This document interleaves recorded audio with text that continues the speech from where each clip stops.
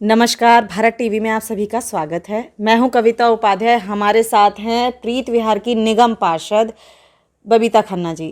बबीता जी, इस समय पर निगम में सैलरी नहीं मिल रही कर्मचारियों को, टीचर्स हों या फिर हॉस्पिटल के कर्मचारी हों, परेशान हैं, त्योहार आ चुके हैं, क्या कहेंगी मैम?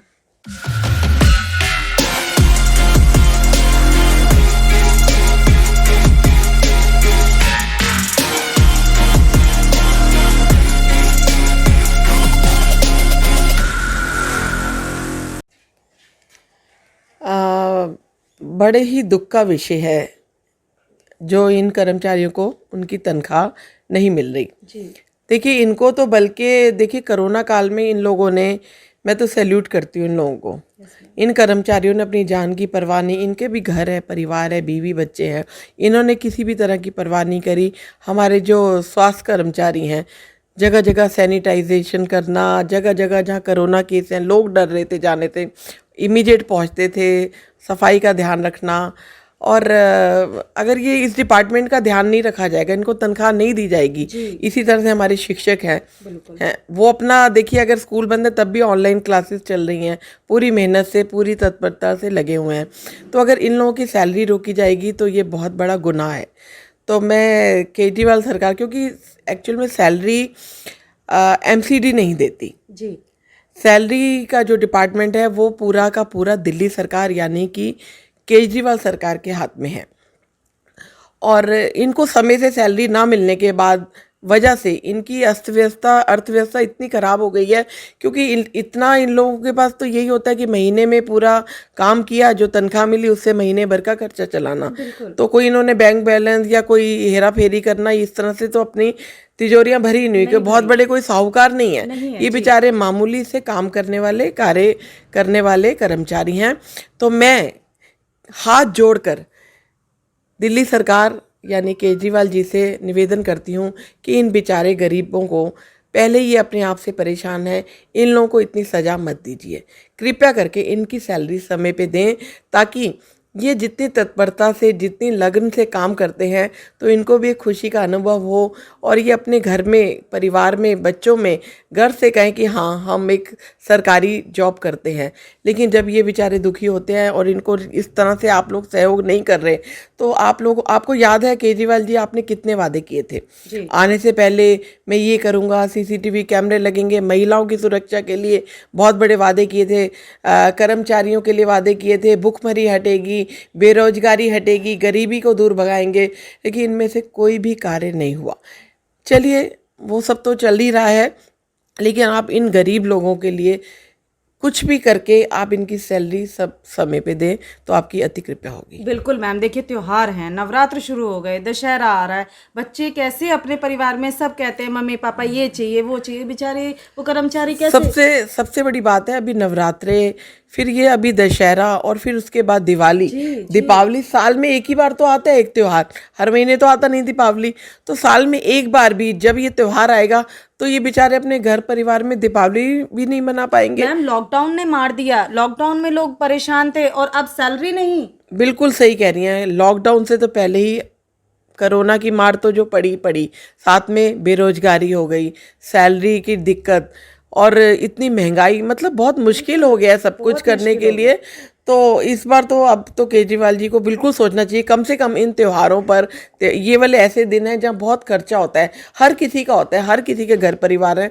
तो केजरीवाल सरकार से विनती करती हूँ कि इनकी सैलरी समय पर दे। बबीता जी, प्रीत विहार आपका वार्ड है, आपका निगम आता है, उसमें किस तरीके के कार्य आप कर रही हैं जनता से? जैसा कि हम जान पाते हैं आप लगातार क्षेत्र में बनी रहती हैं, कार्य करती रहती हैं, तो किस तरीके के कार्य प्रीत विहार में कर रही हैं?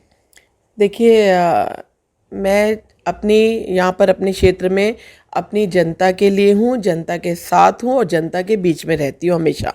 ज़्यादातर मेरा कोई भी ऐसा दिन नहीं है जब मैं क्षेत्र में अपनी जनता के साथ ना हूँ, क्योंकि जब हमारा कम्युनिकेशन गैप हो जाता है तो देखिए, काम तो करते ही हैं, हर कोई उत्साह से करता है, और फंड की कमी तो है ही हमें, लेकिन जब हमारा उनके साथ डायरेक्ट कनेक्शन रहता है, मिलना जुलना, तो आधी शिकायतें तो वहीं दूर हो जाती है जनता की। तो मैं पब्लिक के साथ ही रहती हूँ और मैं हमेशा कोई ना कोई विकास कार्य करती रहती हूँ।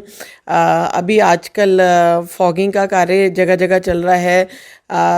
छोटी जो मशीन है उससे जगह जगह हर कॉलोनी, हर सोसाइटी, हर गली में मैं फॉगिंग करा रही हूँ। फिर बड़ी टीफा मशीन भी मंगाई थी, उसमें मैं खुद बैठकर पूरे अपने वार्ड में, अभी आधा वार्ड कवर हुआ है, अभी दोबारा 26 तारीख को मिलेगी गाड़ी हमें, तो वहाँ पर खुद बैठकर सारे पूरे क्षेत्र में मैंने धुएं का करवाया।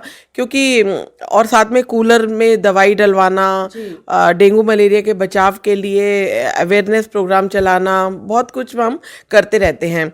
और टाइलें मैम आप लगा रही हैं क्षेत्र में, ऐसा पता चला हाँ, है जी। ये इंटरलॉक टाइल्स है, इसके लिए मैंने काफ़ी 2 साल से प्रयास कर रही थी।